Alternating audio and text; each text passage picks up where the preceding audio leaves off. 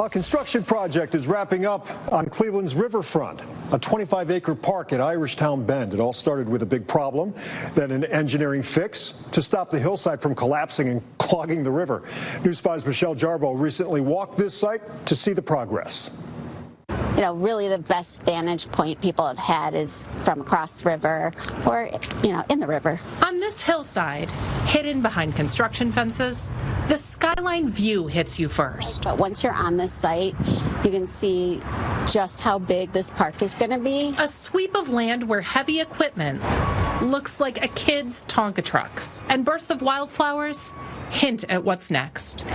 Just so exciting to see it coming to completion. Linda Sternheimer oversees this project for the Port of Cleveland. The agency swooped in to stop this hillside from sliding into the river. They even had divers come and pull things out. All the pieces of this project that you might not think needed to be done. Right, and when it's finished and 10 years from now, you'll never know it had been done. Ensuring freighters like the Sam Loud can keep serving the steel industry by installing a heavy-duty retaining wall, fixing underground pipes, and shifting a huge amount of dirt around and off the site. It's extra weight on top of a geological weak clay layer, and it was pretty much just balancing here. We're talking about 230,000 cubic yards of dirt. That's enough to fill more than 70 Olympic-sized swimming pools, along with moving a few other things. I can't even remember the count of tires that we had to pull out and remove. This $65 million stabilization project will be done by early next year. Then construction will start on another big project, a 25-acre park.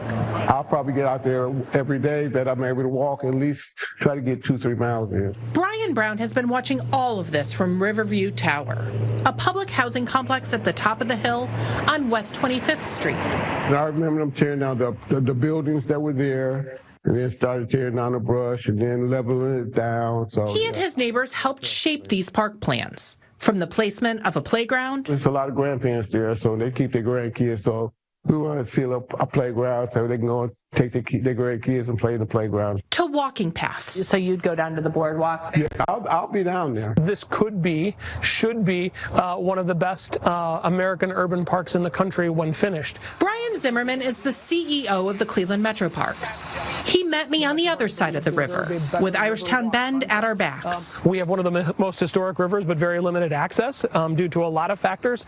We continue to break those barriers down. The Metro Parks will manage the park, linking it to 100+ miles of trails. It's possible that it may become its own reservation here, right kind of in the heart of all things riverfront. With a theater-like outdoor space, sprawling lawns, and small forests.